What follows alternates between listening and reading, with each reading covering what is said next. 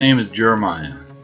For as long as I can remember, I've had an almost morbid fascination with anything and everything paranormal, especially those things that venture into the darkest recesses of our primal fears and spark the thoughts that for most would be the stuff of nightmares. In 2007, this fascination, along with some unexplainable experiences, led me to start a paranormal research team known today as Everyday Legacy Paranormal. Then in 2011, a road trip led myself and a close friend into the darkest places we had ever been. That was the beginning of Road Trip Paranormal. Now, while still active with them, I no longer lead either of those teams, but the people that make them up are the best friends a guy like me could ask for. Myself, along with Jason, Leo,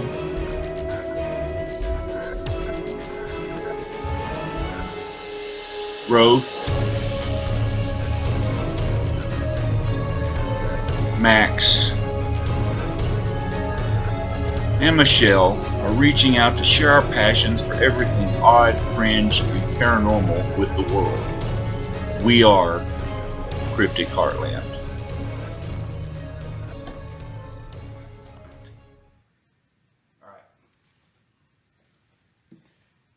All right, and we are back. How is everyone doing this week? Doing great, doing great. Been sick, but trying to get over it.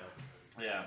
Oh, I'm so ready to be not in a house full of sick kids. Oh my God. Yeah. Want the weather to be warm once and for all. Make up its damn mind. It's gonna be hot, cold, whatever.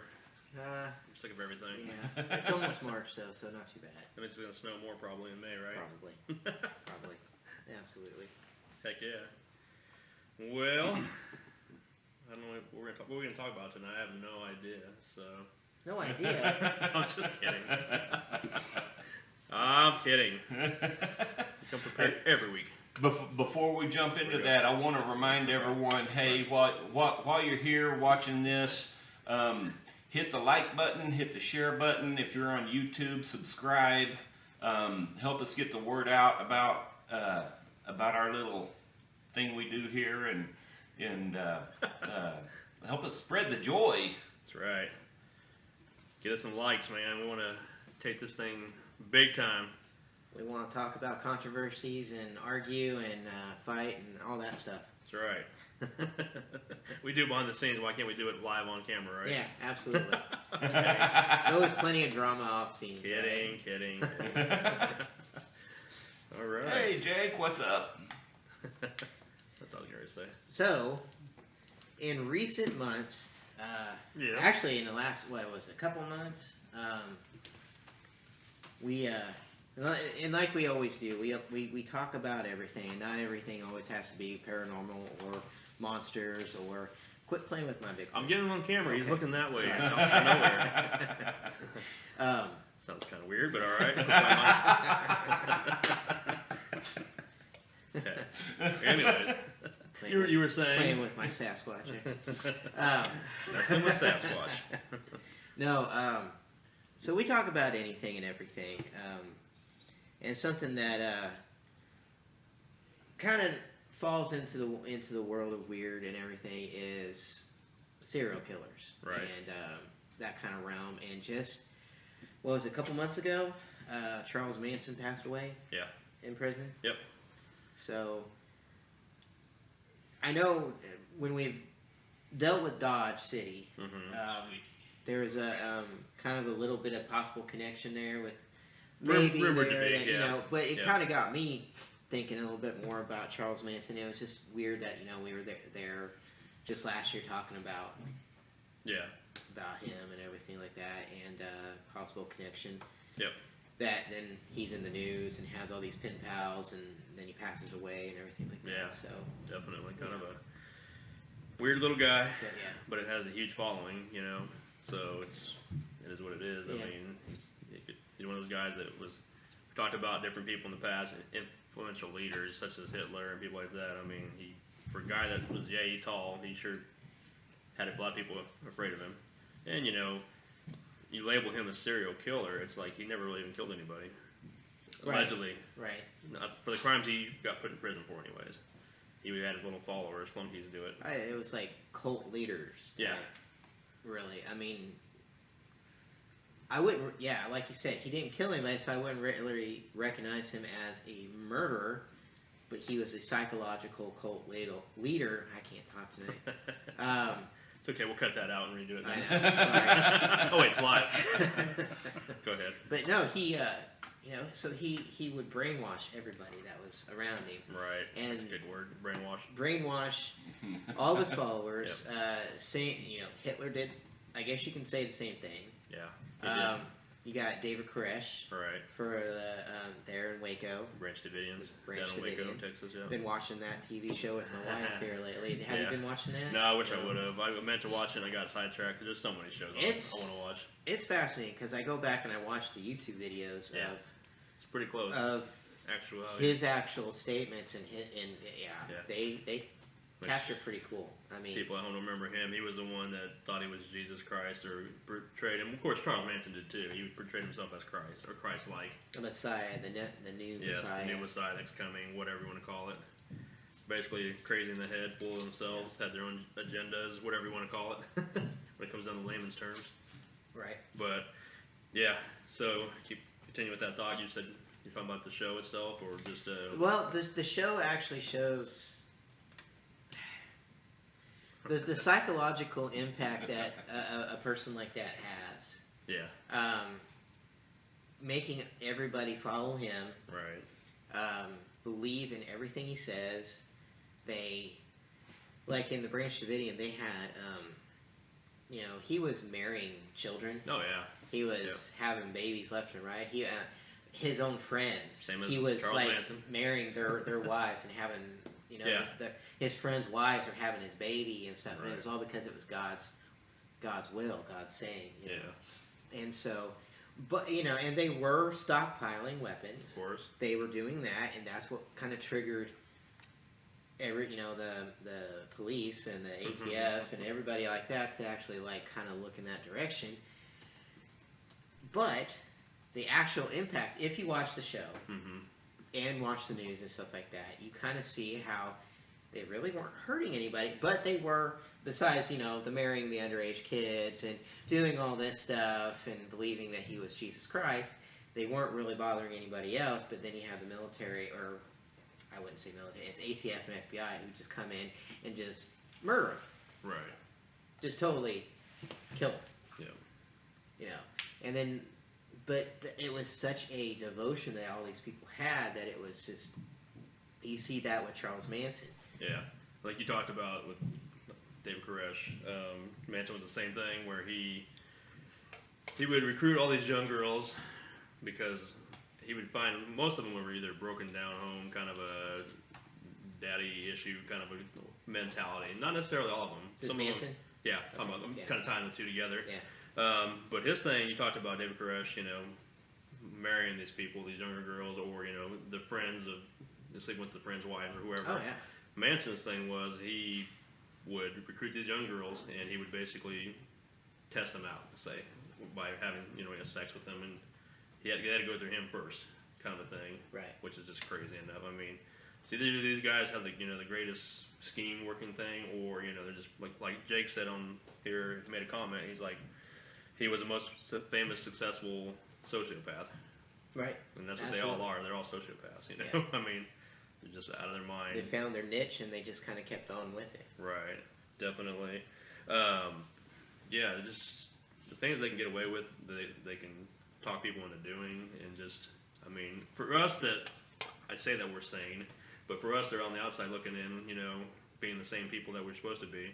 It's like, who in the right mind would ever want to follow that kind of belief, or, I mean, I know you and I probably, or people off camera here, wouldn't, but I would think, anyways, but then again, we got people following us, so so maybe we're on. I'm just kidding. I'm joking. I'm kidding, of course, but no. But with Manson, like I said, he was just a little bitty guy, and I think he was reported to be 5'2". I want to say, hey, Jason. I know. Oh wait, what? Short people can be very crazy. Got gray hair out, man. Yeah. What's that? He said Hitler. Was he short? Was he short? Yeah. Very short. Yeah. He was a quarter short. Yeah. What's wrong with short, man? Watch out, sociopath in the house. We need a little arrow with sociopath. No, I'm kidding. But these guys, like I said, they always have their agendas. They whatever they may be, and what I guess maybe using the Christ-like angle, whatever is, A, puts them upon a pedestal, and B, it, these people that are buying into this probably need that kind of the almighty Messiah or whoever, needs somebody, that leader. They're obviously lost in life, and they need some kind of following. Well, and you look at what Hitler was doing. He was supposedly very religious, and so were the Nazis. They were very religious. They followed the Bible. They wanted the relics. They did everything they could to collect the relics. Right. And then you have David Koresh, who I guess he knew the Bible front and back. And he could preach it like no other to anybody. That's why all the followers were gathering around him and just believing everything he said. And that's why it just made it easy for them to just fall into his trap. Because, like you said, they were broken. Didn't have much going on. Some people were leaving their jobs to follow him. Yeah. Leaving their life. Some of them were very successful business people, leaving their lives to go follow these guys. And giving all his money to this person in the name of whatever cause they were doing, so kind of a thing. So here's all my possessions, there's all my belongings, whatever, give it in the name of your cause, the Branch Davidians in this case, or Manson. Right. But Manson, he grew up in a different time. It was more during the free love era in the 60s, and the drug use and the hippies and all that stuff. I mean, that's where he recruited most of his people. That's not a factor. What are you talking about? Okay. I won't say that, but all right. But no, anyways, he hit it hard in San Francisco, because that's where a lot of people were in the Haight-Ashbury district, where they would go up there and sing and dance around, and do their things. And What year did that start out which one? for Manson? Well, I mean, he started 60s. I mean, because when the murders happened, it was late 60s. Late 60s. When the killings first started happening. Well, the famous ones, we'll say. But by the way, that's Roth off camera. He'll be on. His face will appear every now and then out of nowhere. So if you hear a voice, you're not going crazy. But yeah, so I mean, he had a good angle scheme to draw these people in, and it's crazy what he was able to get accomplished, I guess we'll say. I mean, because he always had a life of crime. Manson did. He has his mom. Slept around, I guess, a couple times. I don't know if she was a prostitute or something like that, maybe, or I didn't know that. I think he was actually born in prison, and him himself, he actually did time also too. He did some juvenile time, and of course, once he got an adult, got arrested a couple times along the way. But it was just during the whole 60s, like Roth was asking about, the time frame, that things kind of took a turn where, for whatever reason, he wanted to start a big, huge race war. And, he was going to blame the blacks, the African-American people, and, of course, all of his followers were mostly predominantly white, Right. and, I don't know, he was just a weird little guy, man. He has his own, like I said, his own thing, but,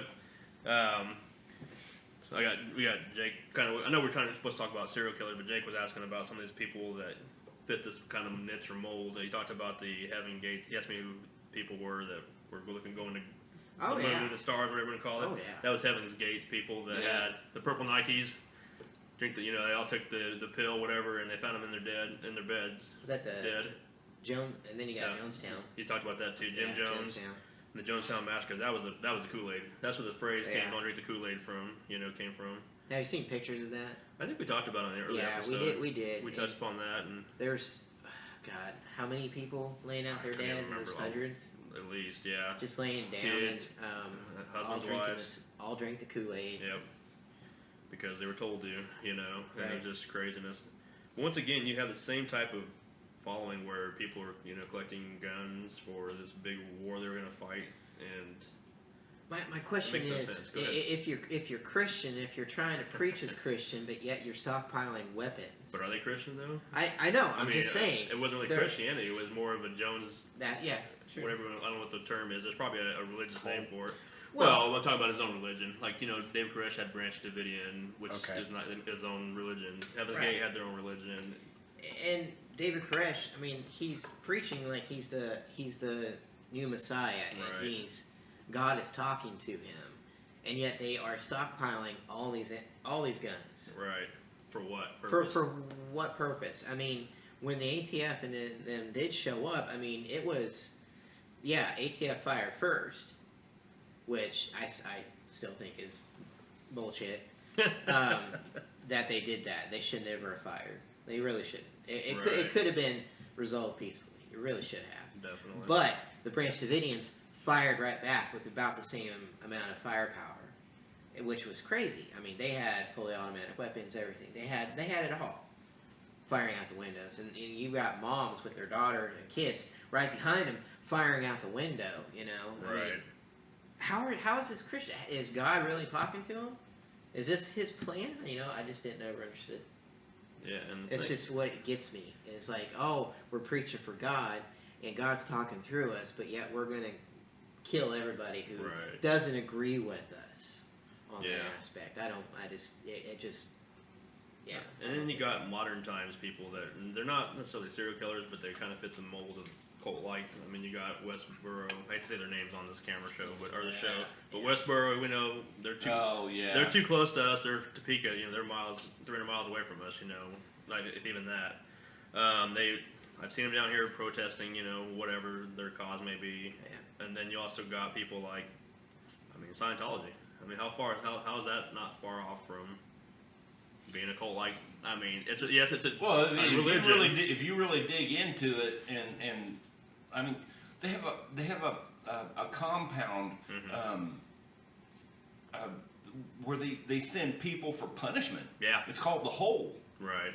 and I guess the conditions there are just absolutely. It's prison, right? Yeah, It's prison. The whole. When you think of in terms of the whole at prison, it's the same kind of thing. But their thing is, you need to go there and think about what you've done, kind of a thing, and better yourself so you can reach the next level of their. They have so many levels. I can't remember what they call them, but. Oh yeah. And we got those churches in here too, in Wichita, and a couple of famous Wichitans are a part of them. That became Hollywood's movie stars, and that's why they always come back here and stuff. Right. I won't go into names because they may believe. You want me into to? it. I will. Let's do it. Here comes the death threats, hate mail, you name But it. I like their movies. It's like. yeah. Right. Speaking of, if anybody's ever seen, I don't know if everybody should know Kevin Smith, but he made a directed movie a couple years back called Red State that talks about all this. I've heard of it. It's actually, to me, I picture the Westboro Church on this level. It's the picture Westboro meets Branch Davidian, Wow. and they intermingle where you have this big cause, a religious, you're a sinner because you're wearing all black today or something, that kind of a thing, or whatever, their cause may be, and then they end up fighting the ATF, and gun battles ensue, and whatever. It's crazy. Is it based on a intense. true story, or is this movie he made up? It's kind of both. Gotcha. Because the thing is, he, at the time of all this stuff was going on, he basically invited, what's her name, Phelps' daughter, not Fred Phelps, but not the mom, the actual daughter. I can't remember her name off the top of my head now. Oh God, what was her name? Drawing a blank, but I should know this. It's one of the younger ones. It's not his daughter was named because Fred Phelps was the main guy, and then his daughter, but it had been his granddaughter. She left the church actually. She took one of her siblings and they left the church. Oh, okay. And that's been in the last probably 3 to 4 years that she's left the church. But at the time, she was a firm believer, and she was getting into Twitter wars with Kevin Smith, and it was fun to watch. Because Kevin Smith's not gonna back down from anybody. I'll tell you Right. like Yeah. it is. Yeah. And he actually said, you know what? Come to my movie premiere. Come watch this. And they actually went. She actually went to the Kansas City one, I believe, and they watched, or one of those ones, and watched this with Kevin Smith, and they actually became friends even though they were wow. odd-ins, and stuff like that. And Yeah. now she's left the church, and well, she said she had. I don't know. But she seems to. She says stuff to where she thinks they're crazy, also too, like everybody in the world thinks, and she still supposedly is not a part of it anymore, but her mom still is. And of course, Fred Phelps was, and he's passed away. Yeah, now. he's passed away. Yeah. So last year Yeah. or two, but that's still your grandfather you're talking about. I think one of the funniest things I've ever seen. was a YouTube clip, and it was an interview. I want to say it was on like some national news, one of the big news stations, maybe CNN. I can't remember. Anyway, more to the point, it was one of the female spokespersons for the Westboro Baptist Church. Right. It's probably Shirley, his daughter. That's what I'm thinking of. Sorry. Right. But that's not the one that left. Sorry. Right. Yeah. And there was kind of a debate going on because they had an anonymous spokesperson, with the Guy Fawkes mask on and everything there, and, and they were trading shots back and forth, and I guess that was right when that whole thing hit where anonymous hacked the Westboro Baptist Church. Not just their websites, but their financials. And I do remember that. And they posted everything everywhere. Right. And it was happening. It was actually happening while they were in this debate. Right. And the lady was sitting there saying, we have the protection of God. You're never going to be able to touch us. And right. Just so you know, you no longer have access to your website. Your personal information has been made public. This, that, and the other, and all of this stuff was happening as they spoke about it. Right. Wow. And it was just, and you could see she never backed down. I mean, she never, but you could see the look of panic growing in her eyes. Right. It was just, Yeah. I thought that was kind of comical myself, but. And the daughter's name, the granddaughter I was talking about, her name is Megan Phelps-Roper. Phelps-Roper. She's the one that it says now she's a social media activist. She's lobbying to overcome divisions of hatred between religious and political divisions, basically. She's a former member of the church. So she seems like she's getting her life together and whatnot. But I mean, it's hard crazy. to say. I would err on the side of caution. But I would love to talk to her and see what she has to say. Right. Well, I mean, as the years go by, she may prove to put her money where her mouth is. We'll see. But my experience, people have a little more difficulty changing than that. But right. I mean, since she did it in November 2012, so it's been almost 6 years now. Yeah. Well. Yeah, 6 years. It just makes you wonder how they go about in changing you. Who is the people that are doing this? Like Phelps to Koresh to all the. Well, think about it. If you're born into it, what are you gonna know? That's all you're ever gonna know. It should. Well, I mean. Same thing with Scientology. Like Koresh, I mean, he kind of created it all on his own. I mean, he kind of joined up into it, and then he just took the ranks of it, and then made it his own. Well, you just gotta find a common denominator, which you and I would talk about. We're both in paranormal and stuff. Next thing you know, hey, Jason, let's go do this over here. Hey, next thing you know, we're having cold. Yeah, I mean, you find a common thread, and next thing you know, it's like it may be a goodwill on initially. Hey, I'm a big Christian. Blah blah blah. Let's do this together. Me too. Okay, cool. And next thing you know, Christianity becomes thievery, becomes whatever, stockpiling guns, becomes hey, we're gonna start our own covenant with people we can have all the sex you want with anybody you want, and there's no boundaries and no rules and create your own nation. Yeah, I mean, next thing you know, and anybody that gathers can be technically a church. I mean, you just gotta say, hey, I have X amount of people in my flock, whatever, under my wing, and next thing, I'm gonna register as a church. You could be out of a house, you could be out anywhere. I mean, it's that simple. It used to be anyways. I don't know if it still is. So what was Manson's whole niche? Well, I mean, he was started the same way. He lived the life of crime kind of a thing. He, getting back to the serial killer topic. He, started off as basically a person who felt, ousted by life, wronged by life, and his dad he never really knew, or never had good contact with him, maybe, and got in and out of jail basically, and so he went to. His real ambition initially was to become a musician.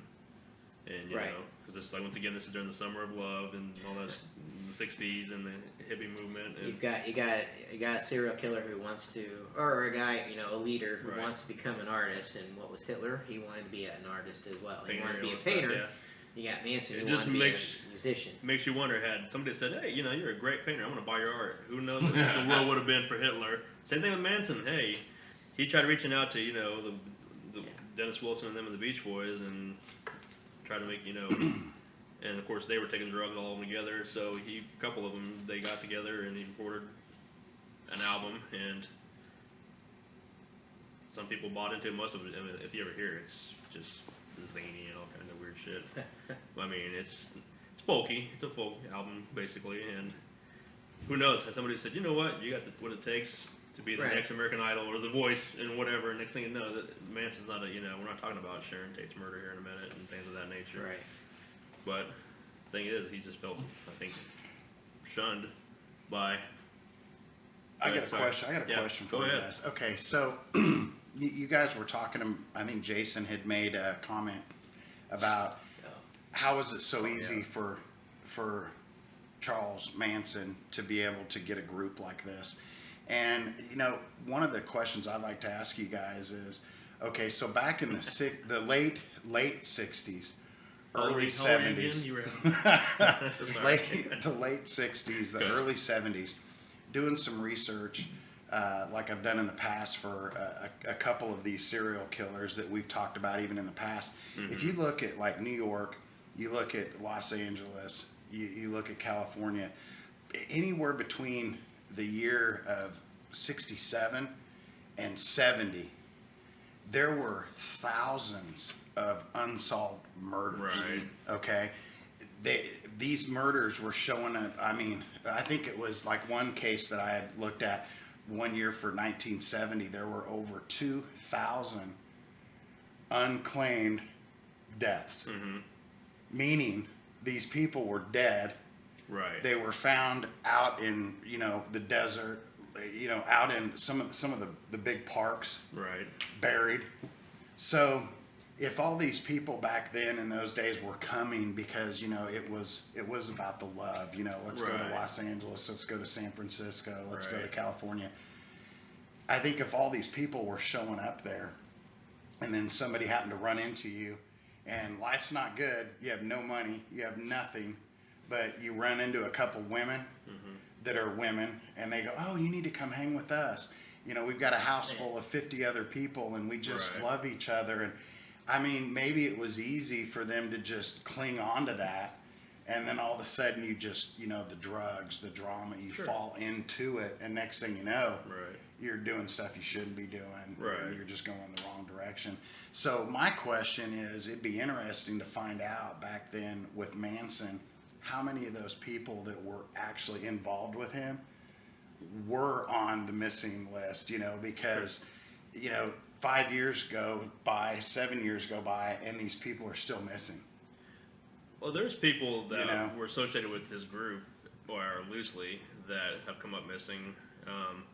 One of the things with Manson, they took over a former Western movie set called Spawn Ranch out in California, and some of the workers because there was the owner that owned it, and then he was a blind guy. So what Manson did to gain ownership of this place is he put a couple of his girls in touch with him, basically, kind of hey, go in there and romanticize them, we'll say, and basically gain his trust.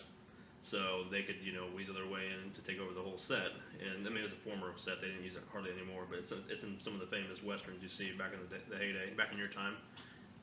But I'm kidding.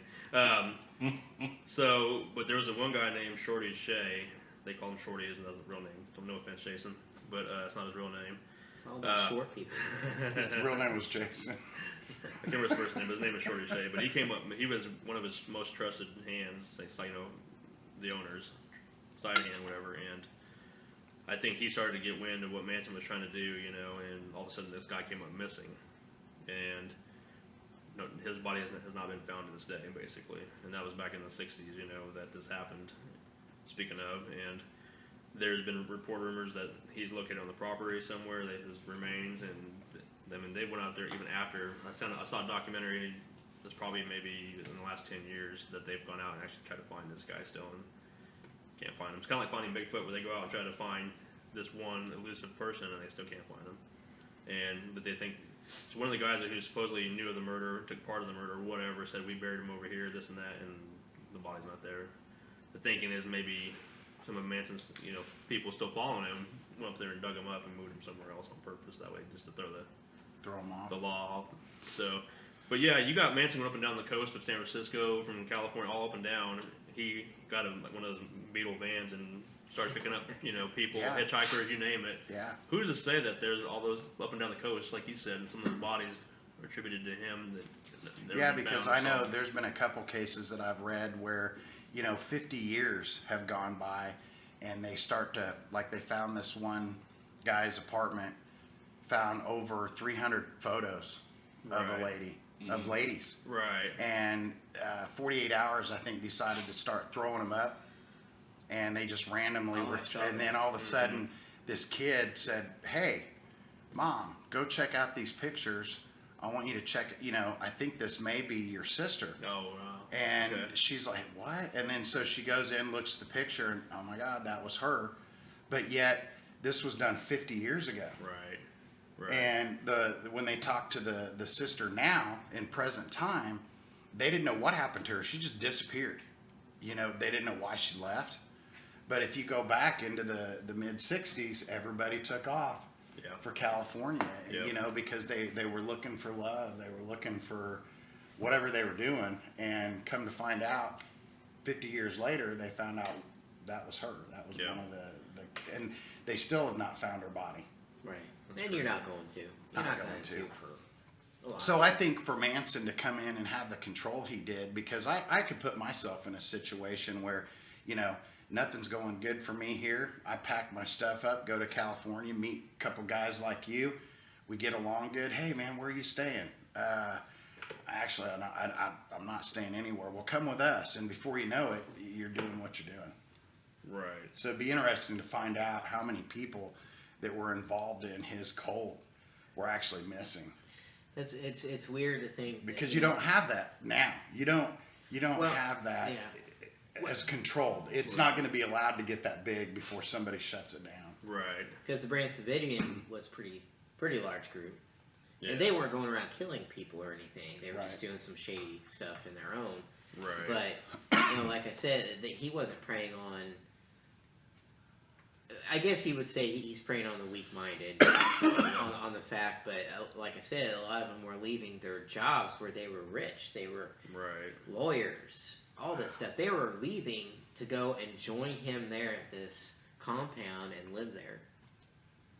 Because You'd have he to truly have some believed it. serious control to get somebody to just leave their jobs, leave their families, and go do that. I don't. It's all That's a mind. tough deal. It's all mind games. It's hard for someone that's on stable footing to understand it. But if you catch someone that's in the right frame of mind, that all they need the only thing they can think about is that they need acceptance, or they need Right. this, or they need, and it's such a controlling factor, such an empty space, or a controlling, pervasive factor in their life, that the minute someone shows them that, I mean, psychology goes into overdrive in those whole situations. It's a matter of,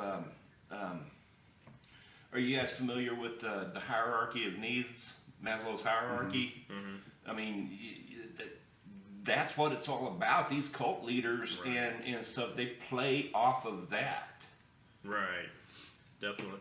I mean, like you said, you promised a better life for me, so why wouldn't I follow you? Yeah. Don't have to worry about Yeah. food. Don't have to worry I mean, about what money. else do you have? Can have all the You drugs and love you want. I mean, well, I don't have to work anymore. Hell yeah, who wouldn't want something like that? Yeah. Yeah. Yeah. And he would show him this, initially. And the thing about Manson, though, his thing was one day he's Jesus Christ, next day he's the Antichrist. So, I mean, he was like the love-hate relationship, just whatever mood he was in. He could be the devil himself, according to what he would say, in his preachings, or he could be Jesus Christ. So, I mean, maybe it's the same person. I don't know. But how can you predict? How can you project that? I mean, on people. So, but I mean, obviously, we know his claim to fame is he killed a couple people. Well, he didn't kill. His followers killed a couple Right. people, and that's what we'll talk about here just right now. Jeremiah, are you about ready for me to? I'm close. That's okay. Give me just a little bit. I'll keep talking. So So- he still has a lot of people, his women, Yeah, his family. his family, That's what they call it, the family. Um, Manson family. still in Yeah. jail. And some out. Did one just get out, or was she No. denied again? She was No. denied. Of all the ones, I think one of them that was up for parole, I think, well, a couple of them, a lot of them have been reformed. Like, they've come out, and the thing is, she was young. She was one of the youngest ones at the time that was part of the group that could help commit the murders, And she's admitted. Well, she hasn't really admitted it. That's the big holdup is they say she's not admitting it. She's still blaming Charles Manson.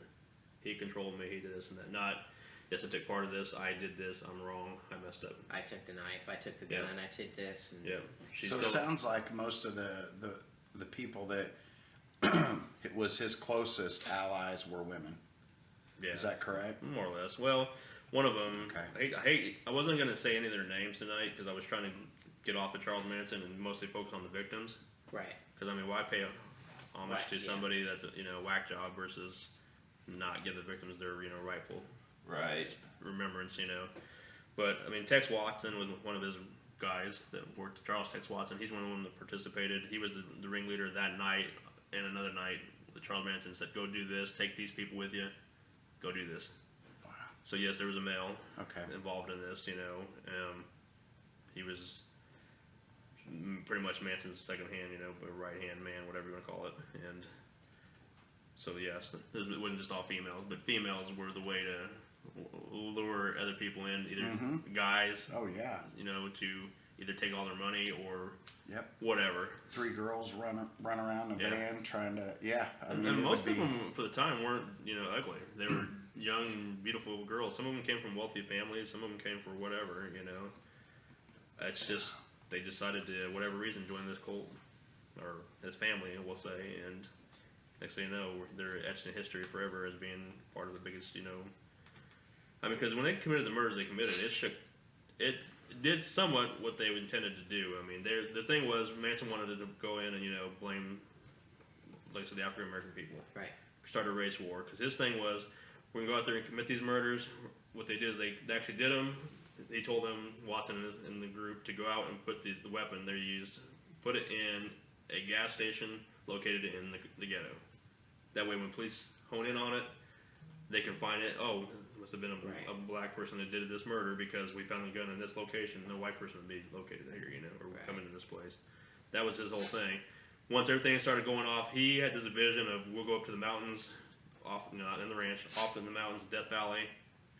We'll wait till all this, implodes, black versus white, thinking the white people will, wipe out the black people, and then they'll come out of the mountains and he'll be the redeeming savior to take over the world. Like, oh, we need a leader to lead us now, and why not be you, this little guy, That was his whole thing. He had this whole big thing working up, and a lot of it was the drugs at the time. They took a lot of, hallucinant drugs and things of that nature.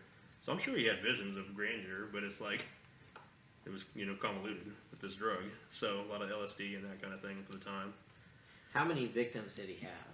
All said and done, well, how many has been attributed to? Because he had, of course, that's what we're going to talk about tonight mostly, is the Tate murders. Sharon Tate, the actress who was married to a famous, director, Roman Polanski, which Roman Polanski, after that, he brought out some crazy movies. Well, he's been attributed to some crazy movies, Rosemary's Baby is one of his. A couple other things along the way. That's one of the more famous ones, he's still doing it this day and age, but go ahead. What were you going to say? If and he's not allowed to even come back to America. Well, yeah, because he had his own fun. Yeah, because he ended up raping an underage girl. Right. So he himself is, so he's overseas. He can't even come back to America. The moment he does, he's arrested. Yeah. Yep. So it's just crazy that he's connected. He's the former husband of Sharon Tate, and she was pregnant at the time. It's just 8 months pregnant with just their crazy. child. Yep. All this stuff. I mean, and one of the victims, Abigail Folger, was the heir to the coffee Folger, company. She was one of the victims of. She was friends with Sharon Tate, and what it was is they had a party that night basically, and this was August 8th through 9th, 1969. They had a party. Well, not really a party. They were just getting together, sitting together. Some of them stayed at the house. Polanski was overseas filming a movie, and so he wasn't even there. But so Sharon Tate was there, Abigail Folger was there, Jay Sebring was there. This is some people. Jay Sebring was a hairstylist. He catered to some of the wealthy, the rich people, Hollywood people, cut their hairs and things of that nature. He did their hairstyles. He wasn't gay or anything, to my knowledge. He might have been both ways, but because he supposedly had an affection for Sharon Tate. That's why they were good friends and all this stuff. That was the rumor, anyways. There was also, I can't say his name. It's like it's Frykowski is his last name. It's like Wojciech Frykowski. One of their friends was there too. So there was 4 people there at the time, and there was also, it happened to be a 5th victim, which happened to be a friend of one of their caretakers. His name was Stephen Parrott. He pulled up on the driveway, and what happened was, go ahead, sorry. No, it's like he's the one found outside. Yeah.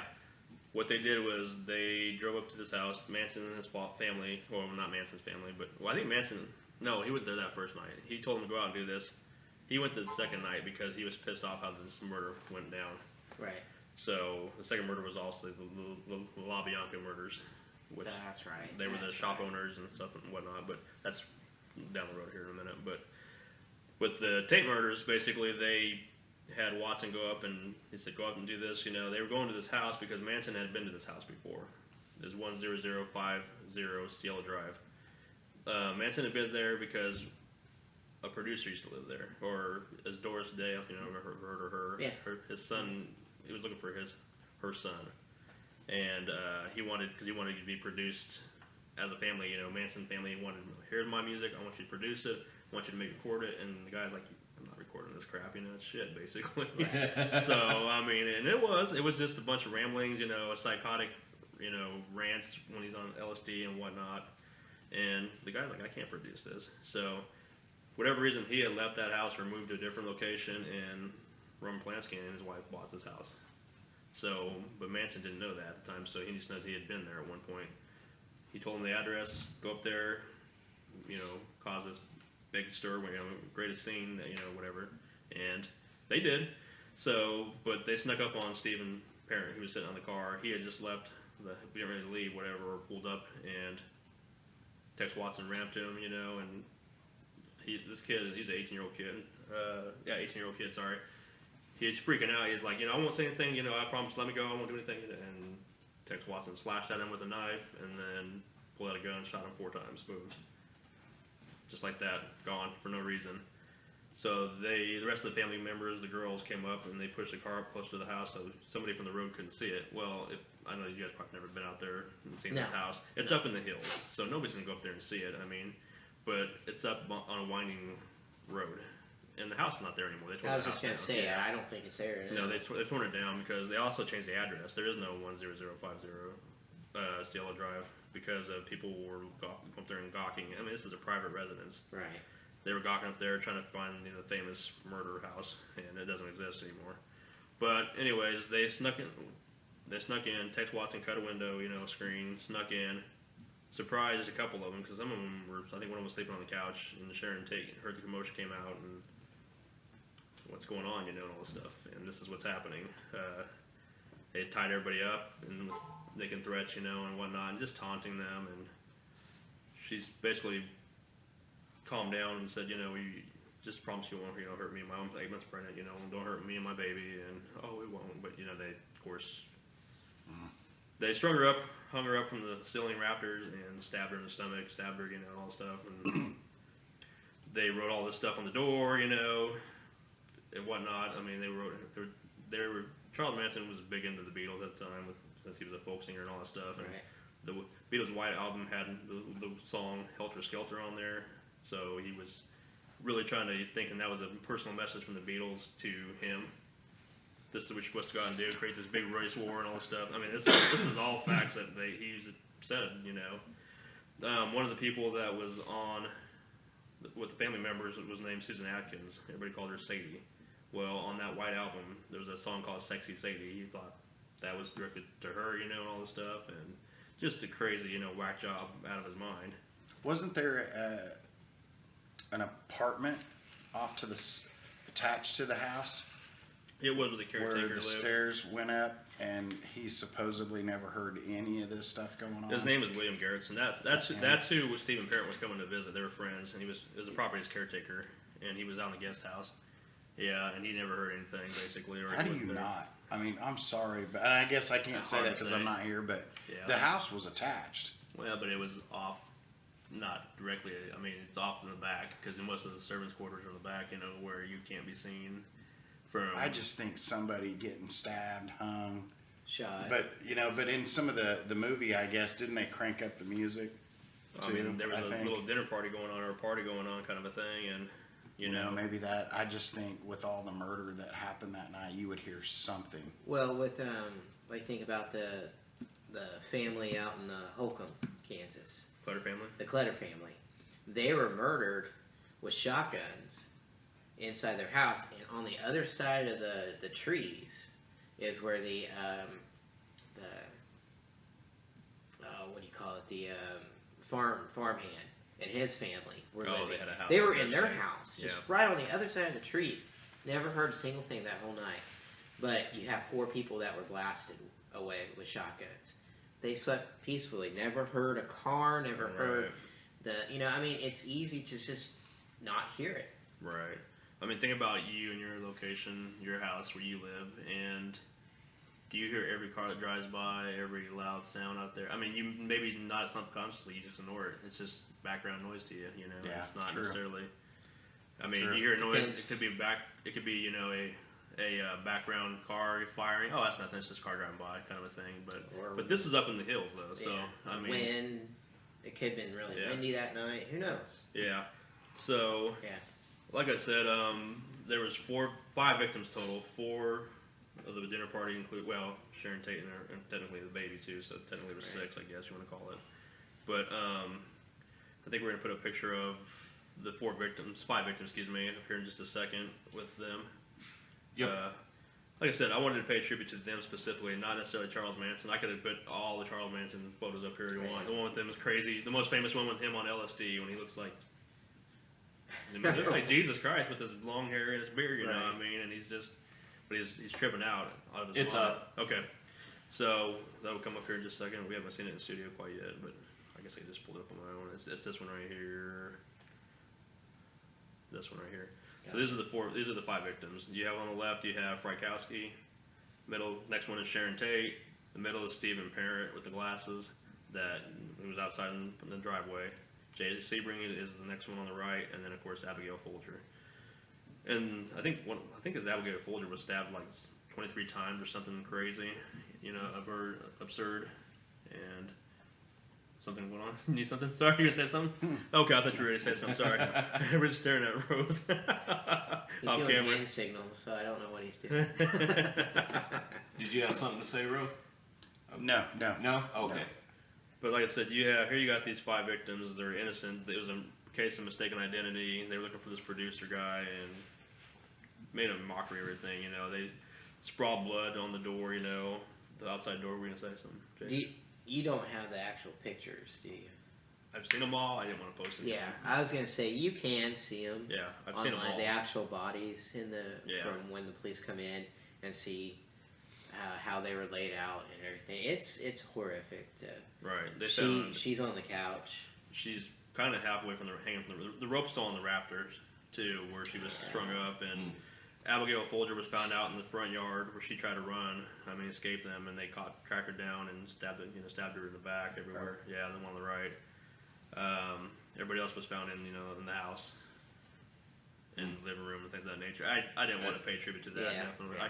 I could have, but I was like, no. It's horrible to actually see how they went about it, and then the pictures of the blood sign, Right. and stuff like that. I love the door, and I can't remember if somebody has that door. I'm trying to remember. I should have looked at that. Somebody actually has that door. Yeah, you would think. Yeah, but no, it's on somebody's house. I think they repainted it originally. I think when they first had the house, but the owners took it down. Like I said, somebody just bought it and tore the house down. Yeah. They didn't even want to live in the house. They just tore it down because of the fact of what had happened there.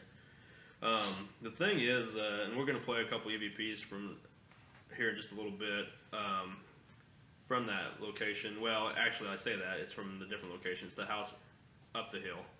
A guy named David Oman owns the house above there, and him and his dad built this big property above it. It's like a 3 or 4 story house on the side of the mountain. The murder house would have been down below him, directly in front of him, down the mountain. But ever since then, his house has just been flooded with activity. It's one of the. You ever seen the Ghost Adventures episode where Zach and them ran basically from the house because he couldn't take it, whatever, supposedly, and. That's not from the documentary that they did. This is from the actual episode. An episode. Yeah. Okay. And they ran from the house. They were scared out of their minds. Like supposedly they couldn't take what was in there, and what I've been told and read, and I'm actually friends with David Oman on Facebook. We've talked, and he was one that because of everything that's gone on, he's real guarded. He won't accept friendship from anybody because he thinks what's your agenda behind it? Why do you want to be friends with me? And I told him when we first started talking, I was like, because he was real pissed off at Zach at the time because Zach was talking shit about his house and him and saying that David Oman was crazy and all this stuff. Well, Zach went in with his own agenda. Right. So. But he hates Zach. He calls him I can't remember his name. He calls him a para-celebrity, what David Oman calls him. And the guy makes no bones about it. Paranormal drama queen. And might as well, yeah. Any chance he gets, he'll talk shit on Zach, and it makes me happy. It makes me laugh. And the guy's a good dude, And one of these days I want to go out there and visit him, and I hope they take the team out there and we can do an investigation in this house because this place will make or break some of us. I think it's kind of like the Anthony house, where if you can exist in this house and investigate, you're gonna survive. So the actual property of where the murders happen, is it still like open lot? It's just I think it's part of the mountain now. I don't know what's on there. I mean, the road's still there. No one's ever built like on there. No, not to my knowledge, anyways. Like so somebody owns that property. Yeah. Okay. Like I said, Does he own it? No, he owns it right above it, basically. But part of his property kind of would bleed into it. Wow. In a manner of speaking, I shouldn't say the word bleed, but I mean it's part of it. But Taps went out there years ago when they were still young and new, where they weren't polished as they were. Was it on TV? Yeah, yeah. Okay. Yeah, no, I'll play clips here in a minute. I won't play I'm not going to put them on the screen. What it is they've caught some of the craziest EVPs there that I've ever heard in my life. Just on Ghost the property? Hunters? Yes, or? Taps. Okay. Yeah, because David Oman said, come out. They went out to LA and visited the house, and experienced this before Zach and his crew went out there years ago. We're talking like year 2 of the season. They went 10 years. Ghost Hunters did. Yeah, I remember that episode. Yeah, they. I should have that. Yeah, they invited. I can't remember his name. God, it's Barry. I can't remember his name, but he's a psychic medium, and he was picking up on everything, and he kept picking up on actually what they think is Jay Sebring walking around. Because what the rumor is Sharon Tate has been seen walking up the driveway still, even though it's not that house. She's been walking up in the hills, wandering, and it's a female voice. People have actually seen her. They've actually heard her, and the thing we're going to play here just a little bit. Kind of, to me, I think I'll let you form your own opinions, but it sounds closest thing to something that happened tied in with the murders, I think. There's two EVPs they caught that were really that's crazy, eerie and fantastic, if you ask me, because they're so clear. But, like I said, Barry was there, and he filmed all this stuff and caught they had some hits on the K2 that were unbelievable. They tracked this thing down to one bedroom. They saw orbs floating around like we see, and sometimes in real glowing orbs, so they were able to see that with their own naked eyes, basically. And the activity they caught was just phenomenal. But are we gonna be able to hear that in studio, Jeremiah? Are you ready for that yet? Or yeah, we should be able. Theoretically, we should be able to hear it. Okay. Here. If not, we I'll have to kill the mics so we don't get a feedback going on. Okay. But so people at home, you're gonna hear 2 sets of EVPs that Taps caught, and from on their show Ghost Hunters. The first one is pretty obvious, I think. The second one, somewhat obvious, but we'll let you hear it when Jeremiah's ready. Go ahead and key those up. We'll be back here in just a few minutes, seconds. When Jeremiah's ready.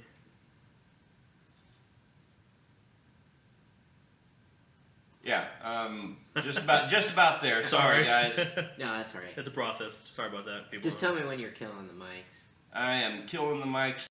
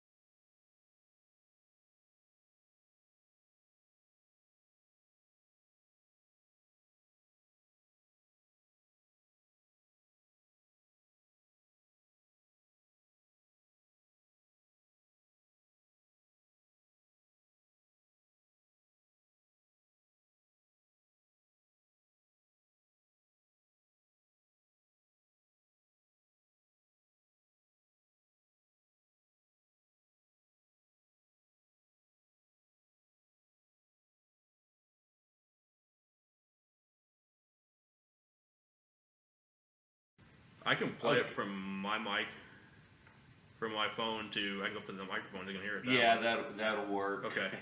Hey guys, I'm very sorry. I had some technical difficulties and the audio didn't go out there that we were trying to play.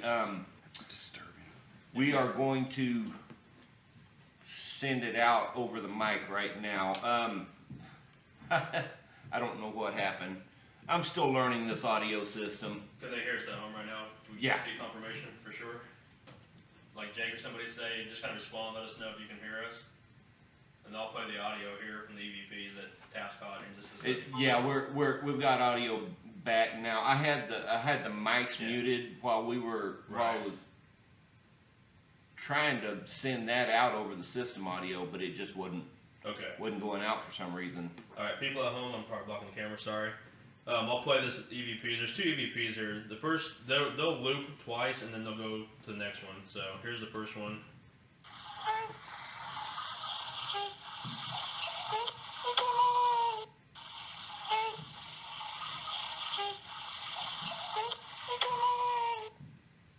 So that was the first one. I'm gonna play the second one now, I think.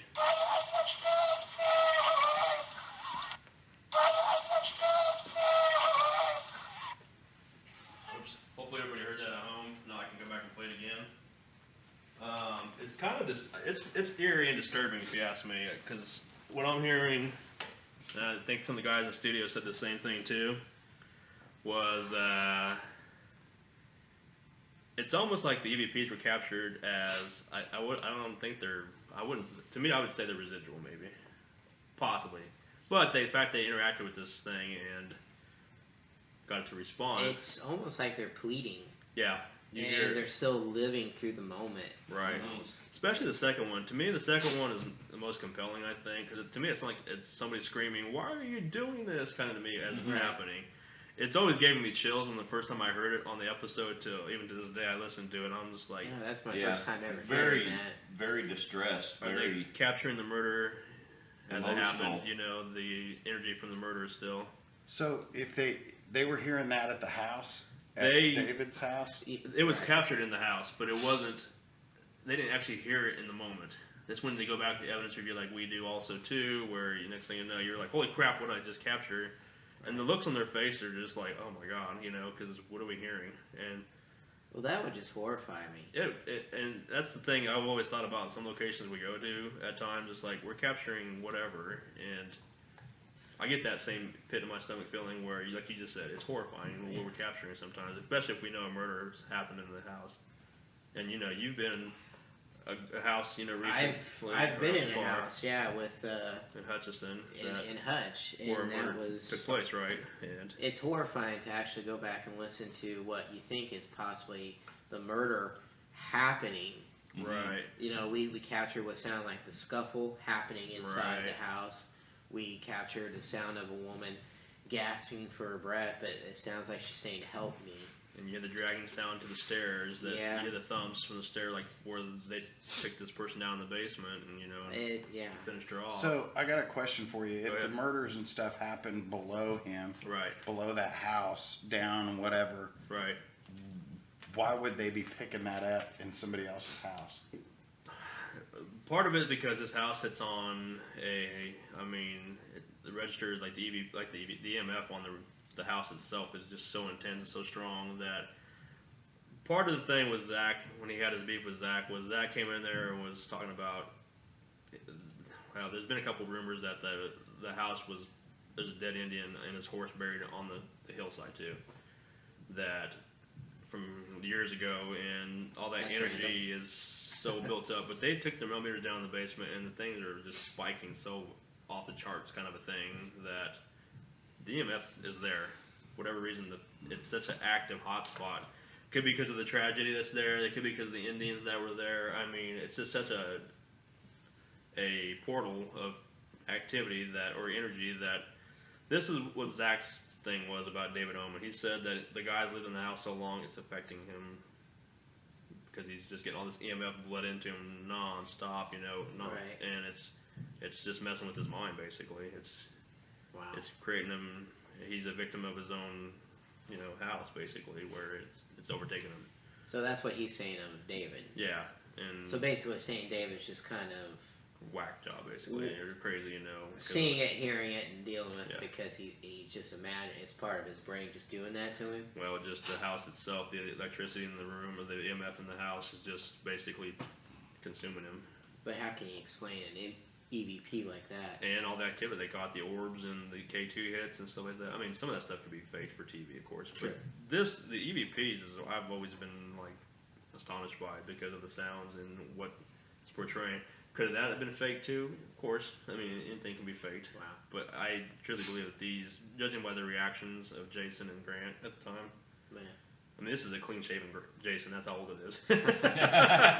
So he's, younger, and it's just they're still raw, young in the field, and it's just you can see on their face it played their emotions a little bit, especially if they caught what the rumor was, Sharon Tate, roaming the house in the area, and Yeah. See, I didn't know they were still seeing her roaming the. oh yeah, it's here on the hillside. Yep, and That's the stories. Yep. So. and There's photographs of her like earlier that day, right before the Mhm. murders. yeah. There's photographs of her like exercising outside. Yeah. And she's she's all pregnant. happy and Yeah. pregnant. She did a photo shoot, I want to say, that Yeah. day for that pregnancy, because I don't know if she was doing it for Roman Polanski or what, because he was overseas. Yeah. If that's why they were taking pictures of her, but It's I mean, just she was gorgeous. I mean, drop dead gorgeous, and the fact that it's just eerie to see those Yeah. photographs, and it says this is just a few hours later, murders will happen, Right. and you're just Yeah. seeing how happy she is, and yeah, Yeah. I mean, and, like I said, that's just one side of this, the Manson family story. We won't go into the other one tonight about the La Bianca, murders. That's the second night. Yeah. What happened there was basically Manson got pissed off because how bloody and how crazy the first murder went. He showed up on the scene, went in to tie up the family, the mom and dad of the La Bianca. so They Manson kinda- did this. He tied him up. And Oh. he came out there and he goes, now that's how you do it. Go in there and not so messy and kill her, and write a message on the fridge. That's when they wrote pig on the fridge and all that stuff, and, killed them too. But Wow. all he did was tie him up. He's like this, and then he took off. He went back to the spawn ranch, basically. But, yeah, it's just the fact that he was pissed off that they couldn't do it in his eyes, the perfect murder scene, but he didn't actually do any of the murders himself, so. Wow. But yeah. Yep. So You that was guys- just one portion of. I know it's gone kind of long-winded. We kind of got off track in the beginning, but. You guys ready to take a break? Yeah. Let's Sure. take a break, kind of Yeah. regroup in here in a minute, and come back with some other stuff Jason has to All talk right. about. We'll be right back.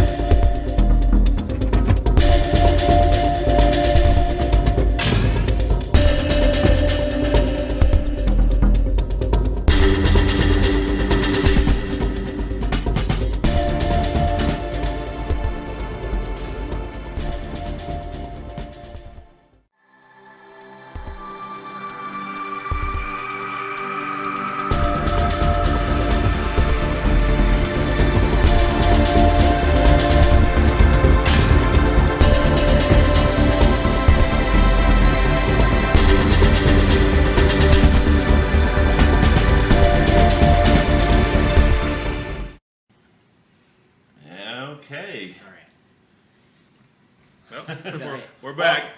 While we're at it, everyone, in case you didn't a while ago, go ahead and hit the like and share buttons. Subscribe if you're watching on YouTube, and help us spread the word. Yep, and that goes for all of our pages too, not just Cryptic.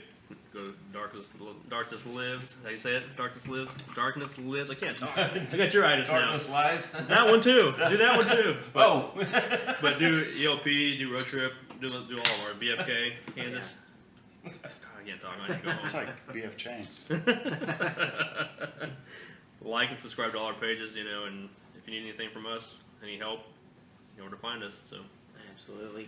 all right, Mr. Jason, what you got for us? Well, nothing. Okay, cool. Okay. On next topic. Nice show, guys. No, I'm still rattled by the EVPs you played.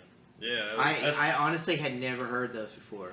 yeah, I've always sat on them for a while because just the fact that, I mean, it's glorifying, a tragedy. One of the biggest tragedies. I mean, it scared the crap out of it. Think about when we went through BTK a few years back. Everybody was locking their doors and looking in their back seat, kind of a thing here in Yeah. Wichita. It's the same thing. But this affected the nation as a whole. I mean, everybody was worried about this. We have a serial killer running across country, and this and that, and whatnot. So it's scary shit, man, to say the very least. But So, besides Manson, what other... Because, as morbid as it sounds, we've always had this thing where we like to read about the serial killers. The morbid. And it, for some reason, it's fascinating in a very morbid, weird way. It's I've even sat down and I've read books on serial killers and right. and their Same here. stories, the history of all them, and from John Wayne Gacy, Ted Bundy. There's so many of them. I mean, think about. Rose kind of was asking some questions about back at that time frame. There were so many at that time. There was, Richard Ramirez, the Night Stalker killer out in California. There was, Boston Strangler. Boston Strangler. There was a Hillside Strangler. There was the Son of Sam, David Berkowitz, and Yeah. I mean, all around the same area. Well, even ones that we still don't know. have really Zodiac have Killer. no clue. Yeah. That take the I was just telling you about the Texas killing fields. Yeah, that too. Yeah, exactly. Right. Hundreds of bodies found along this stretch of interstate down in Texas Right. over the span of years. Many of them dead by the same MO. Right. No clue. Right. I mean, Explain that. Have I missed that? How did You I don't miss know that? What's that one? it's what I want to say. It's I-10. That sounds right. Yeah, it's right through Texas. although- Right through Texas? Yeah. Yeah, down. I think it goes between Dallas and somewhere. I can't remember the details of the geography, but it's just a stretch of interstate where they have found hundreds of bodies over the span of decades. And many of them dead by the same MO. How are they found? What's that? I mean, were they shot, strangled, or... It's been a long time since It's I've... Interstate 45. 45? Yep. Yeah. And a lot of the bodies that were found out there, they couldn't even get hardly any DNA off of them Right. because the bodies were literally left there, Yeah. and the animals would It's just desolate. yeah, Yeah, right. it's the animals barren. would take care of it. They said most of them were mainly girls or young women. They found at least 30 bodies. This is the early 70s. It says believed to be the murders of the work of serial killers. They said not necessarily killer, but it's one of them has never been solved. It's just Yeah, I See, mean, that's crazy. So it could have been Craziness. a cult or somebody doing Yep. that. yep. yeah. I mean, they have no clue. They don't even know where to start. There's no leads whatsoever. Right. So you go Right. back to like Jack the Ripper, one of the most famous Right. cases. No one still knows who he is or she. Yeah, it's been Could be. reported. It could be a female. Yeah. Could be. Right. Yeah, or a surgeon because of the type of The precision, where they bled and- people out and yeah. stuff, and the entrails and all that stuff. Matter of fact, Jason, when I was doing some stuff, research the other night on a case that I find really interesting was that Rodney Alcala. Alcala. Is it Yep. Akla? Alcala. Akla. And that's something we can get into some other time. But what was interesting is in 2000, if anybody out there knows about him, I hope you do. It's a very interesting case. but he's still alive to this day. In 2016, another 48 Hours had sent some films, released pictures, and there was a brother of this girl that had come out and said, "Hey, Mom, I think you need to look at this. I think it's her sister. I think it's your sister."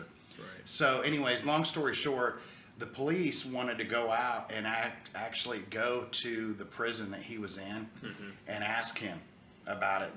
They knew he was basically close to his deathbed. He's not doing well at all. Yeah. When He they looks went like in, crap. he looks horrible. They said when they entered his cell, they said it was something like off the movies. They said, I mean, it's nasty. The walls, the paint were coming off the walls. Right. They said when they opened up the cell door, he was laying there in bed. His feet were uncovered. It looked like his toenails had not been clipped in years. They went over and said something to him, and then they just started throwing these photographs at him. And he looked over and he pointed and he goes, "That's my area." And what was interesting is the area that you're talking about in Texas, off that beaten path. Oh, wow. And when he pointed, all he's doing is, they said all you could hear is tap, tap, tap, tap, tap, tap. And he took the girl's photo that they showed him and he started drawing, like outlining a picture of her. And then they asked him straight up, "Did you kill her?" And then he laughed at him because he wasn't going to give any more. You know, I mean, the guy's got 2 death sentences. He's on death row in California twice. And then as soon as if for some reason he does happen to get out and he bypasses those, in New York, he has 25 years coming on top of that. So if anybody doesn't know who Alcala, the last name is Alcala. Yeah. Alcala. He is the Dating game. the dating game killer. He was the one that was on the dating game, live on TV. I put a picture of him up for a little bit a while ago. He even won the date. Right? Yeah. All the while he was in the middle of his killing spree. Yeah. Yeah. I know my wife and I even watched the 48 Hours thing. Yeah, I on remember there, that too. Yeah. Did you? Talk about It's another amazing. sociopath, It's yeah. amazing. Yeah, I You mean, know, I think one of the ones that intrigued me on that one is because, you know, there's so much stuff going on right now in the government where they're saying like the FBI and stuff dropped the bomb, and, you know, on like some of these stuff that with the school shootings that's going on right now. The FBI and the government dropped the ball on this guy. I mean, if you go back and you watch and you look at what happened to him, the military knew. I mean, heck, the military, as soon as he got, you know, he ended up leaving his parents, you know, was brought up in a bad area, went to join the military. They said his IQ was what, over 140? I can't remember. I mean, you're smart. He's a smart dude. He's a yeah. smart dude. And the military even let him go because of his sexual presence that he had there with some issues. And right after that, he had gotten nailed. And then there was like 3 years after that, in 1970, he got nailed. And then he was allowed to go work for the New York Times. He was allowed to go have these big jobs Wow. as a photographer, and was on the sexual predators list. Right. And not one person ever checked. Not one person.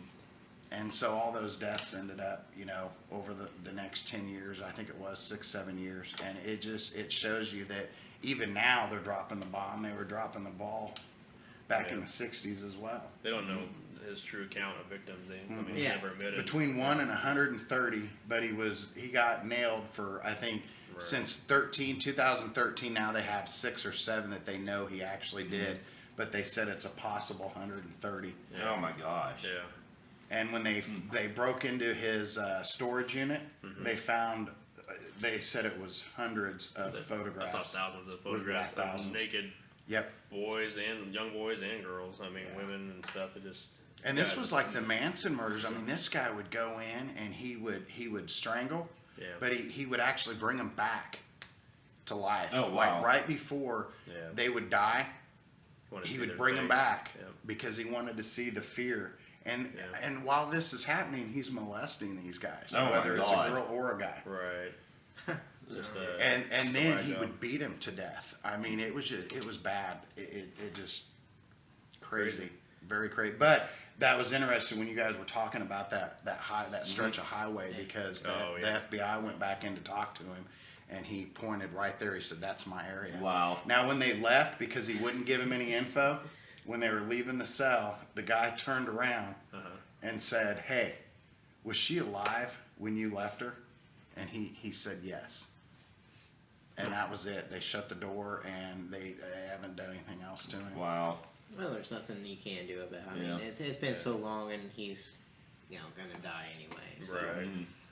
all you can do is try to solve the mystery, but really, does anybody really truly want it? I mean, you just figure they probably were a victim of it. Right. It's crazy. It's Horrible. then you have like people like Ted Bundy who was a genius too when it comes to how smart he was. He was going to school to be a lawyer. Right. He used his he would fake injuries on the side of the road with his arm in a cast to wait till a woman stops by, and then he kidnap them, rape them, murder. And he was doing that. He was doing this. I remember even seeing that he broke into a I think it was a nurse's dormitory and beat several of them to death, and while they slept, I think it was. Yeah. Yep. Just went in and beat them. Right. And the thing is that he represented himself in court. Yeah. He was that smart, and the camera loved him. I mean, he was smiling. They said he was a handsome man. That's what women trusted him. I mean, Right. He was charming. Yeah. There's footage of him in court. He's smiling. He's talking. He's laughing with people. And he's on trial for all these murders. And, Right. Earned their trust. Well, at least he's on trial for a certain amount. Set amount. Yeah. No one knows for sure how many he took or whatever.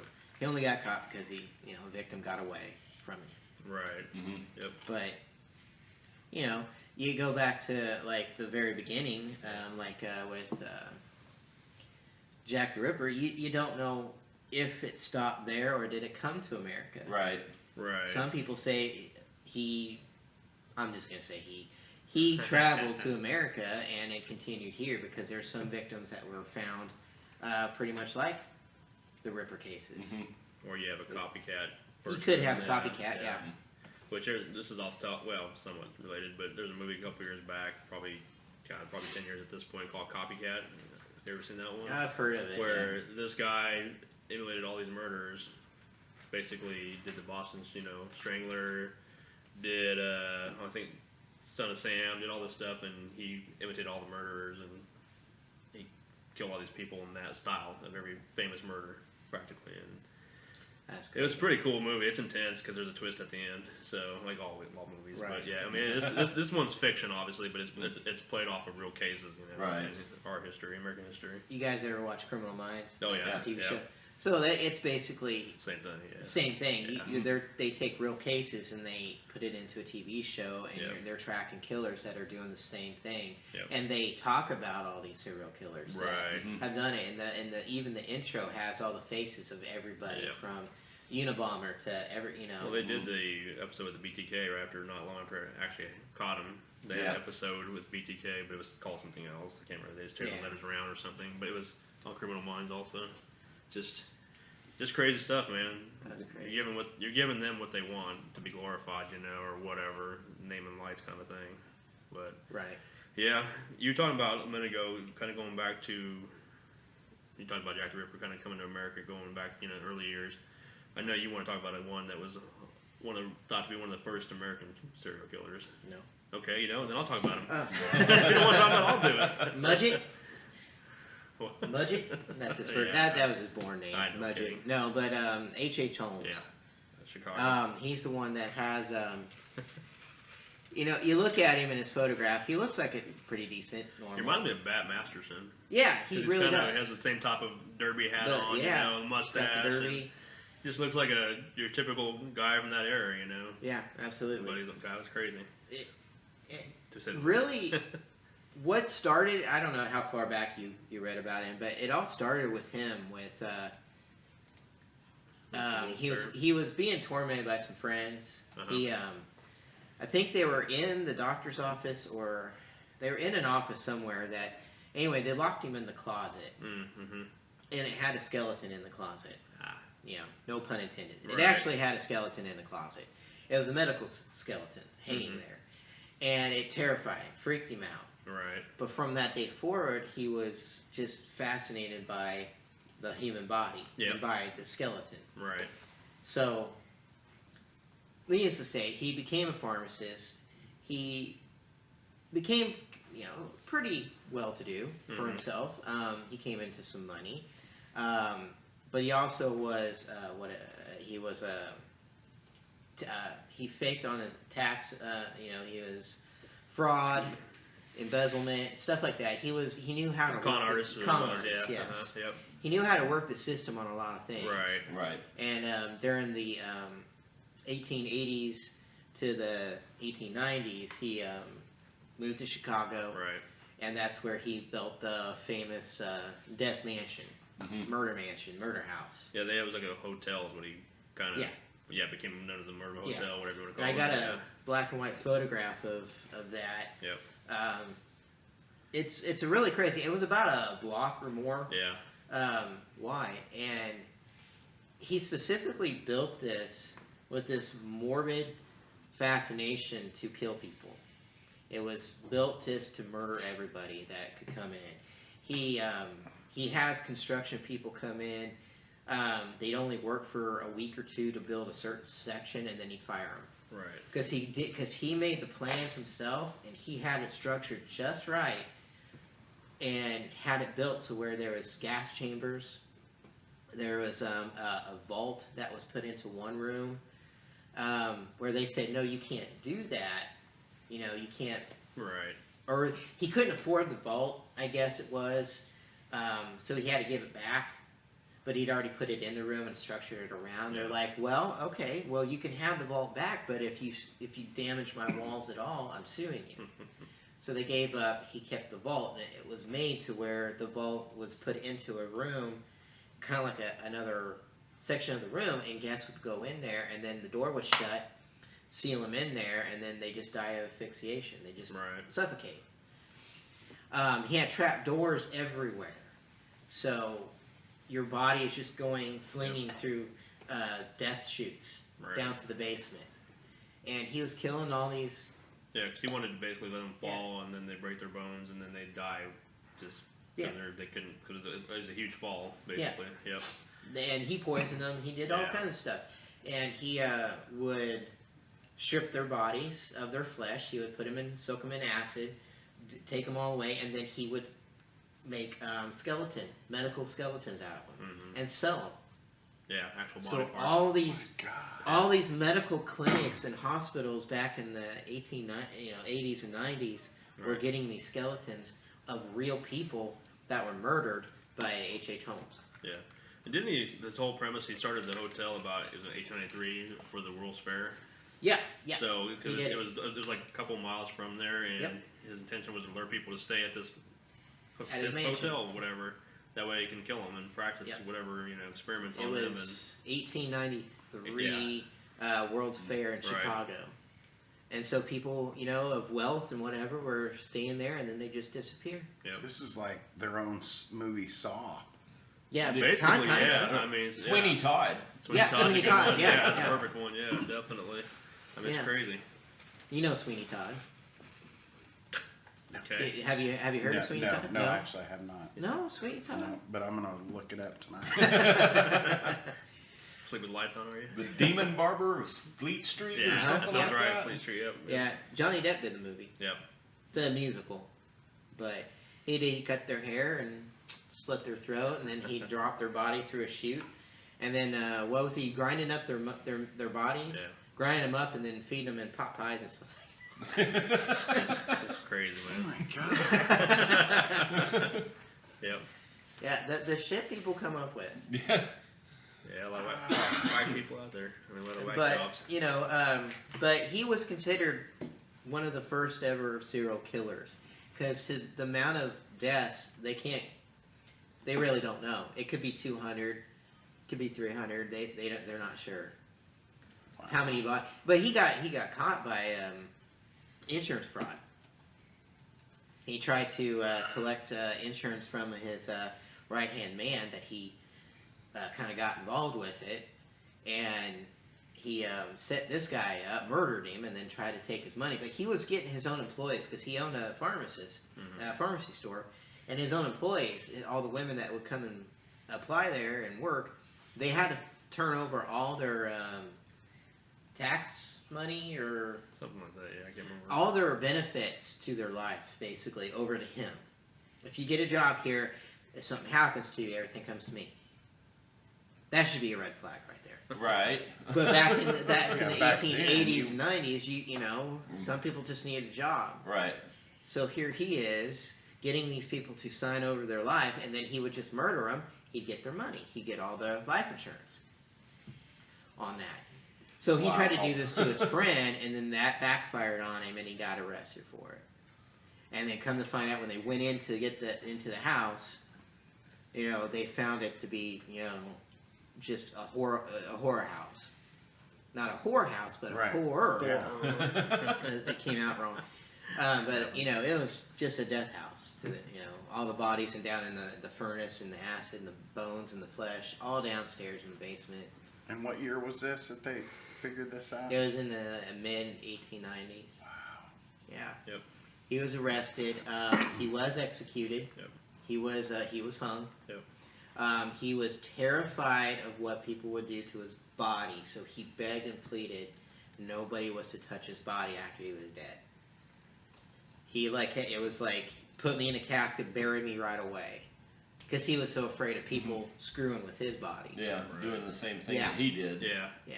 I mean, he was young. I mean, it was 1896 when they actually hung him. So it was about 3 years of, you know, basically carnage, basically, from the time the house was built to his actual execution. So. Right. So what they end up doing with the house? So the house, people one night, commotion from across the street, people looked out because they heard some noise out there, looked at the house, and all of a sudden just an explosion happened, and somebody had set it on fire. Right. Because the town was sickened by it. Mm-hmm. You know, they were just devastated by what was going on, so they burned the shit down. Yeah. And today, you can put up the photograph of what's there today on the property itself. It's coming up here in just a second. There it is. It's a post office. Oh, that's right. And Looks like it's 63rd and Wallace. Yes.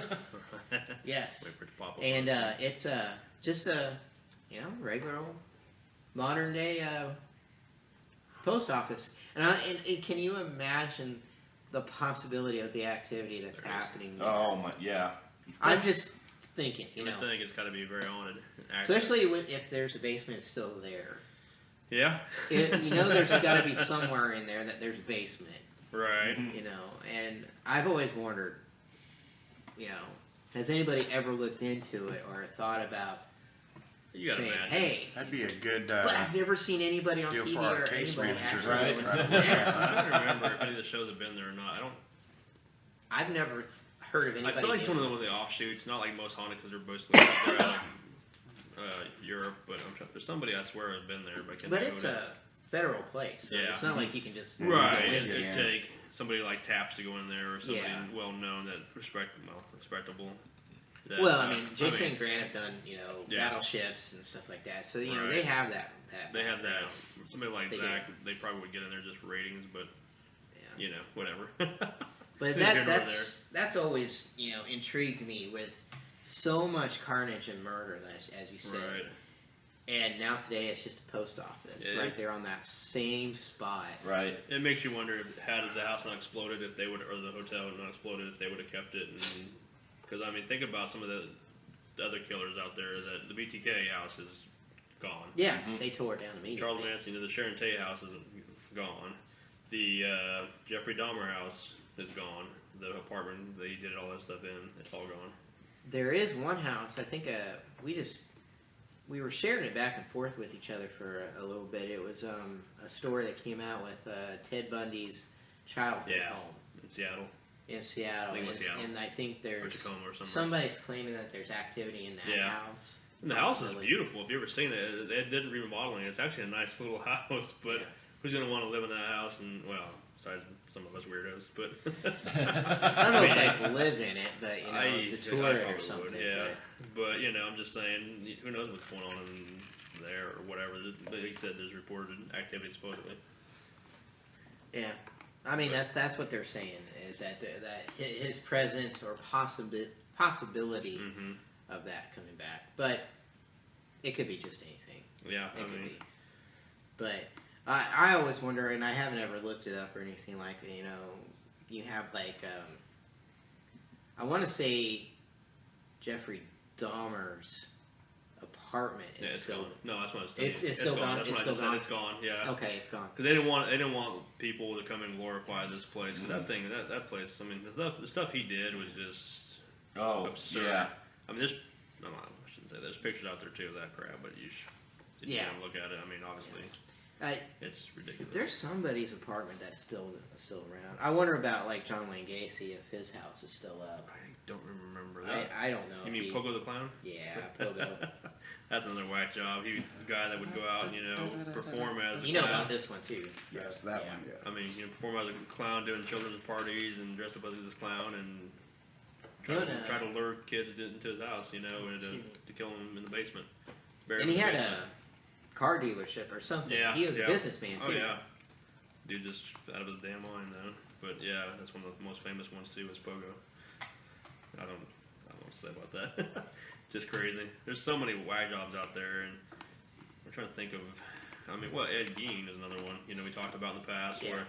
That's where the Texas Chainsaw Massacre and also Psycho was loosely based upon. And guy was hearing voices, and his mom had passed away, and he loved his mom and kept her in the house and had a weird fixation with women. So he was trying to get, he'd go out and kill local townspeople, women, build a suit of their skin, belts, purses, whatever you name it. He would. And he eats supposedly couldn't eat the flesh supposedly and stuff like that. Yeah, the female organs he was actually kept in jars and stuff like that. I remember he had a belt made out of human skin. He had that whole full body suit, a woman's that he'd put on with the wig and everything. And which is reminiscent. God, you gotta be demented. Well, just like Silence of the Lambs, Buffalo Bill, they called him. Yep. He was the killer in the movie, not Hannibal Lecter, but you had the killer that was. He was like dressing up in the skin and stuff like that, and it's. That's what Leatherface was too. Remember in Texas Chainsaw, he wore the mask, and like I said, Psycho was based upon it because you could hear his mother's voice in the background, Norman, whatever, and all that stuff, and just craziness, and just insane. It's kind of funny, and I shouldn't laugh at this, but if you ever get a chance to go out to Universal Studios, that's where they filmed it on the lot. The house, the Psycho house is there, and if you drive past it, they do a little tour, and you drive past it, and you go, oh, look up in the window, and you see his mom in the rocking chair, the corpse sitting there rocking back and forth. they it's funny, but it's still a whack movie based upon actual events. You were talking about properties that were still standing. I believe isn't the Bloody Benders place still standing out in southeast Kansas? Yeah. Is it the actual? I heard the property was still there. I don't know. It's a shack now or a shell, isn't it? Basically of its former. I mean, I want to say it's out there too. They have it. It's a historical marker, so they have it there. Right. I know the property's all mapped out and everything too. Yeah. That's another story. That's crazy. I mean, that's right along. That's like a whole family of H.H.Holmes type stuff going on there. Have you heard about this? The Bloody Benders? Yeah. That's the guy that was the drifter, right? Or not drifter, but a local townsperson or something. It was husband and wife, and then supposedly it was son and daughter. Right. And they built up this. That's right. I'm thinking. It was like a store for everybody back in the what was it, the 1880s? I believe it was 1880s. Yeah, go ahead. So they had the stores for all the settlers and everybody coming through, passing by, buying stuff. They also had their living quarters in the back. That's right. And they had like a little dining table and stuff, and they'd ask you if you wanted anything to eat. Mm-hmm. They cook you dinner as you're sitting there, kind of like this right here, Think of it, this is a white sheet right here. You're eating your dinner, and all of a sudden, from behind you, they've got a board or something, and come and whack you behind the head, Right. and then they Yeah, you don't see did it they coming. drop you below, or did they just take you I out think they back? took you. I think they just took you Yeah. out back. Yeah. They stole all your money, anything of value, and then they buried you out on the property. And they had, I don't know how many bodies that were found out there. But what was catching on to everybody is that the brother and sister were actually probably married because they were seen kind of romantic Yeah. in some ways. And they, They call it common law marriage if they said it, but yeah, the era was about 1869 through 1872. They said that was 72. Okay. They said there's 60s at and least 70s. 11 known victims, but there could have been more. And it was a military colonel or general that got suspicious because his brother didn't report back, and he was one of the victims that had stopped in, and they're like, "Oh yeah, he was last seen up there." But the thing is when by the time the sheriff and everybody came to the house, they were gone. So they knew something was up. But the thing is, no one knows who they were. They just disappeared. Some people said that they saw the female, the supposed brother and sister common law couple boarding a train in Kansas City. Oh, wow. But that's it. Gone to history. Don't know whatever happened to them. Whatever they did, they got off scot-free with it. I was just reading here. And Right? did they pick it up again somewhere else? Who knows? Who knows? Could Yeah. have. I mean, now it's possible that they could be split doing it in two different places. Yeah. Right. But that's right here in Kansas where we, Yeah. you know, I mean, I've kind of mapped it out where it is and how easy it wouldn't be that if we were heading out to Dodge City, it wouldn't be that far, that much further to just go and visit. Do they have it roped off? Is it where It's you a historical There's a landmark marker spot out there. now. Yeah. There's an actual Bender Museum in Cherryvale, Kansas. At one time there was, and wait, I'm trying to read what it said here. Cherryville? Yeah, Cherryvale. I've been there. So there's some of the artifacts from the Benders still there. Apparently, I was trying to read what they said here real fast. I can't tell if it's still available or not. I'm thinking it was way out there. No, it is. It's out east. Yeah, isn't it's it? out I was east, gonna not out say. west. Yep. My fault. But it's just, oh man, insane. I'm trying to read some of this stuff real quick, but yeah, that's another story. One thing I was reading right here too, I guess there was some kind of connection to Little House on the Prairie, the TV show, books, whatever you call it. It said, sorry. Okay, I guess. so y'all heard that too. Yeah. Okay. Yeah, I laughed. So it said Laura Ingalls Wilder mentioned the Bender family in her writing and speeches, I guess, during the Seriously? books. Yeah, which is insane. Said she had mentioned stopping at the inn and the rumors of the murders and all stuff. She was just, I guess, talking about this whole thing.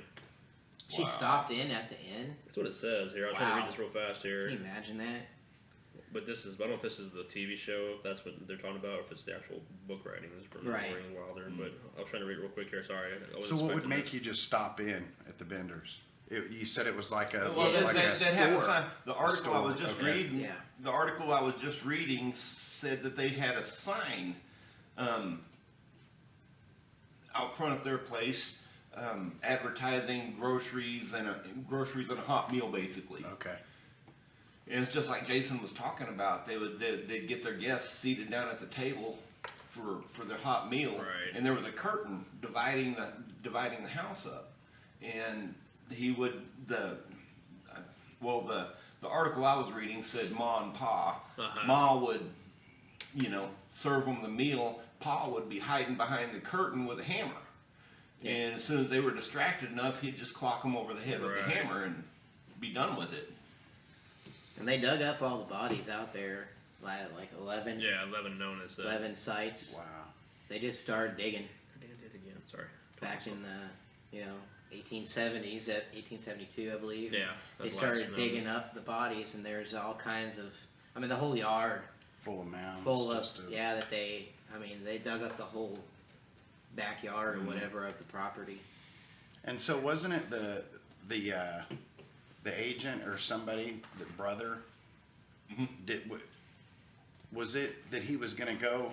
He was enthused with one of the ladies there, Is that No, why he- he was he coming back? Or No, he was how- he just stopped in to do his thing, and that was his last known sighting. Okay.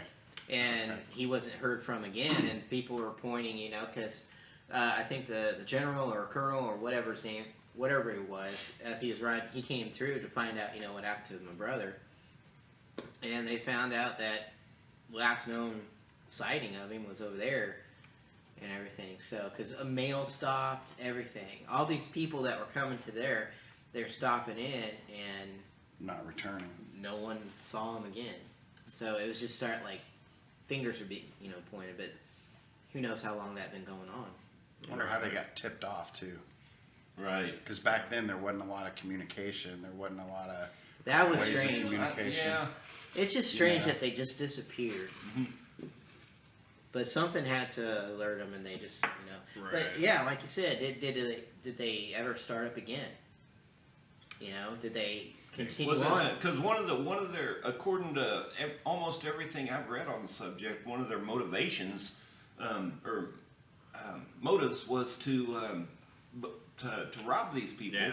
Because it was such a broken, poor time. Right. So I mean, if they were that destitute, then they couldn't have had a whole lot. Unless they just had saved up enough from all their Victims. Yeah. Yeah. Hell, I mean, don't people know. were paying for the groceries and stuff like that, but so I don't know.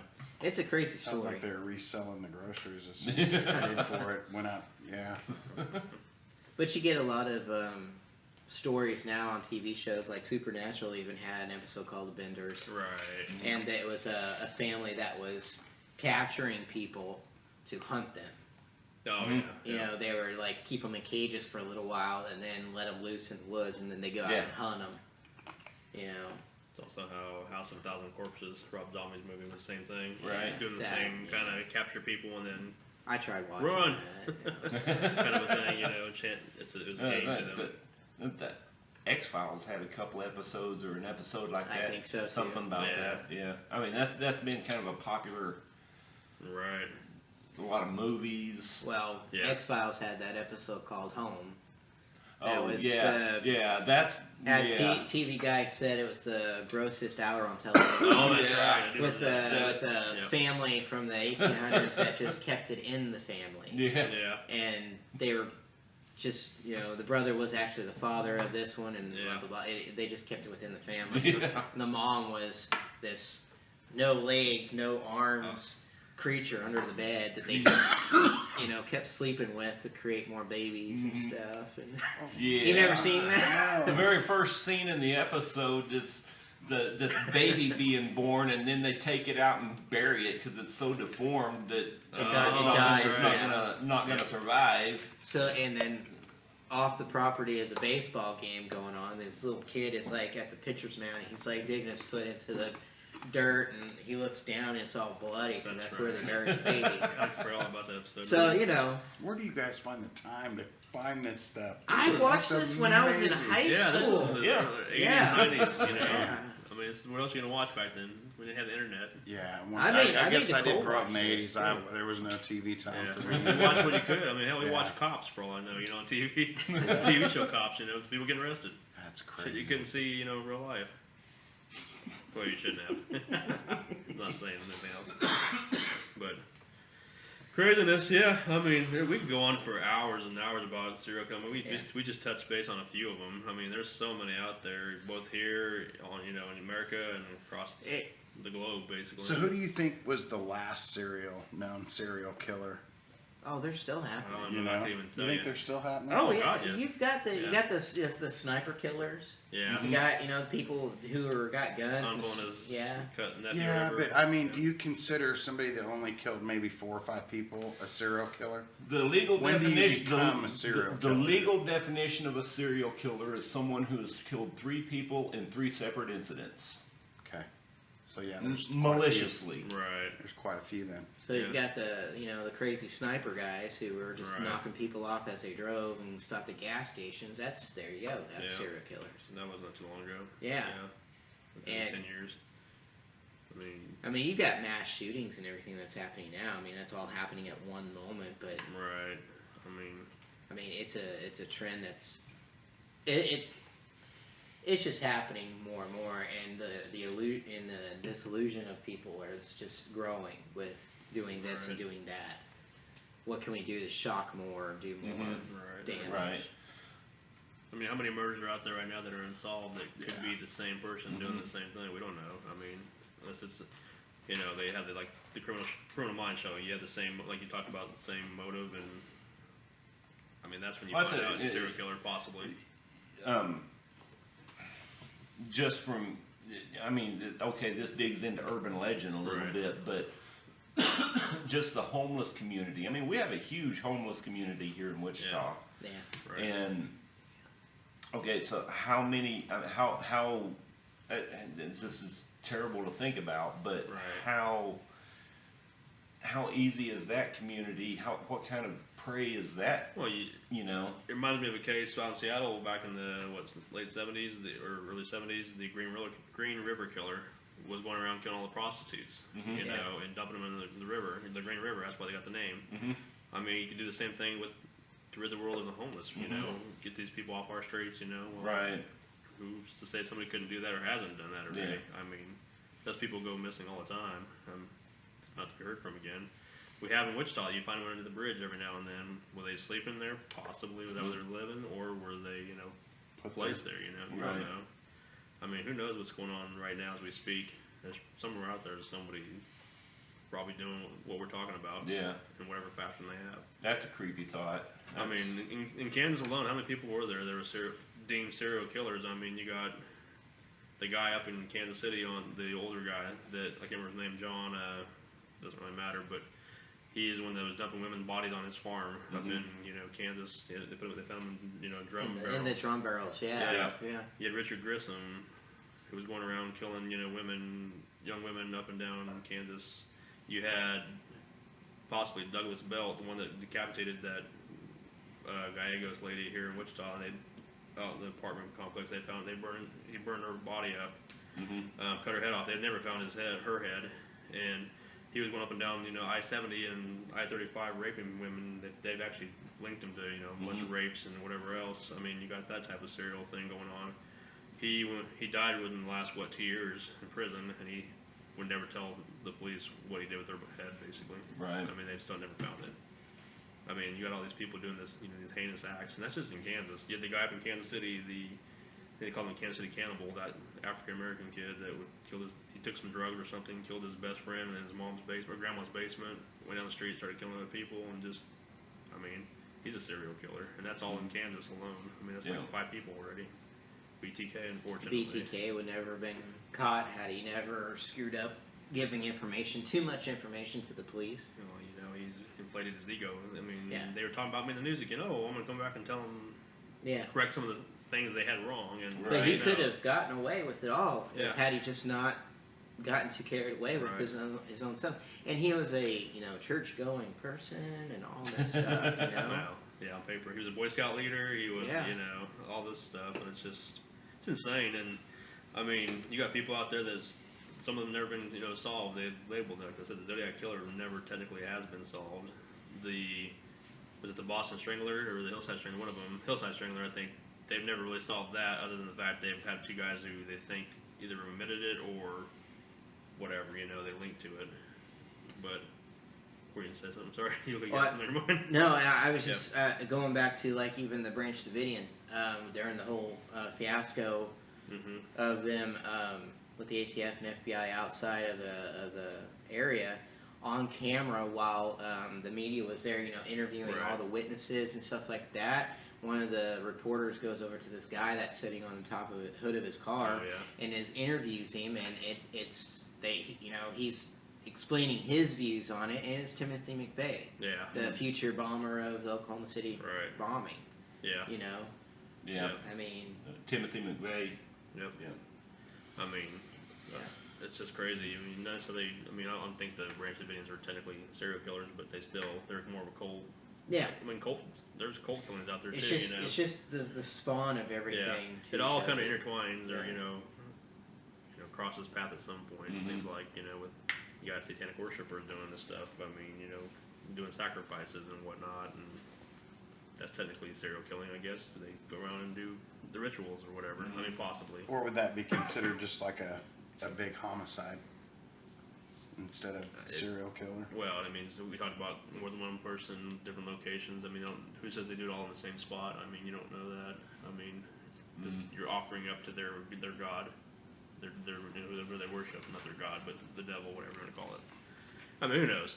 There's different things. Yeah. I mean, there's always something out there. The next best thing is coming sooner or later, in this field, unfortunately. And who's going to outdo the next person, So, craziness. It's all crazy. Yes, it is. I don't know where to end on that. No. Yeah. That was a lot. It's just a fascinating topic, unfortunately. I mean, I think the things that lure people in is the fact that it's so morbid and so insane that it's like a bad car wreck, you gotta look, kind of a thing, Unfortunately, you gotta do a rubberneck kind of a thing. Yeah. I mean, it is what it is. Even though if it's so outlandish, you still want to read about it or hear about it, or just the curiosity of us as humans want to look into this stuff a little closer. Yeah, it makes me, wary of other people, I guess. I know. Scoot over here. They got this guy over here. Don't blame the short person all the Hey, time. how many people? Hitler to man? I'm kidding. I'm sorry. No, but yeah, you never know. I mean, it's unfortunate. It's a harsh reality of what we live here on Earth. I mean, there's people out there lurking in the shadows. They're, could be the next serial killer. It's crazy. So, yikes. Okay. Wow. Yeah. On that note. On that happy note, sleep tight. No, I'm Sleep kidding. tight, lock your doors, windows, Right. check under the bed. Trust no one. Good luck on those dating sites. Oh God. Yeah. You can go on that too. The Craigslist killer. Yes. Oh. Keep going. Yeah. I mean, there's some whack job out there. Somewhere. Yeah. He might be sitting right next to you. The cra- I meant road, sorry. Go ahead. You were going to say something. You were going to say something to wrap it up. Sorry. Oh. Yeah. Well, I can. No, it's up to you. Like Yeah. Jeremiah always says, make sure you like, subscribe. If you like this episode, click like down below. Definitely subscribe to our page. Get us out there. And talked about earlier, like the LP, like Road Trip, like Bigfoot in Kansas, like us all. We're everywhere on every social media platform known to man. So Come out to our events that we got coming up in April and June. July. Been probably September, probably October, probably everywhere. Yeah. Yeah. For sure, we have a few already out there scheduled. So I'm sure. I just got to remind myself what I did. what I did. I've created what this I've monster. done. What I've done to you guys. Nah, so. it's all good. That's what we live for. Have fun. So, okay. Well, And also, keep an eye on the Facebook page, Twitter. Are we on Instagram? Instagram, Yeah. So, Pinterest, probably. Who knows? Somewhere. I don't know about Pinterest. I'm not Pinterest. I don't know know, people. yeah. The other group. Our other group. I don't. Do we have a Cryptic Heartland account for Twitter and Instagram? Twitter. Yeah. Okay. Instagram. Not Instagram. Not yet. Okay. We'll get Not that yet. out there too, though. Okay, Yep. cool. Well, anyway, I was just going to say, follow us on all the social media platforms that you can find us on, because we've got some really cool stuff coming up. We're not going to announce it just yet. Should be a little closer, maybe next week, to getting an announcement out. But we've got some really cool stuff coming up, some big changes coming out to make this whole thing easier and better for you guys, more material for you to digest and share, and Yep. so yeah, it's going to be really cool. Yeah, I think that's all I had. Yeah. So, Yep. Definitely. We'll be back next week, same time, Yep. same friendly place, and with hopefully a different topic. Maybe who knows what's going to come out of our mouths next week. But Yeah, we'll have something never fun to know. talk about. And if there's anything people at home viewing this, let us know what you want to hear about. We'll talk about everything and anything, pretty much. So nothing's sacred. So all right. all right, we'll see you guys next week. All right. See ya. Bye.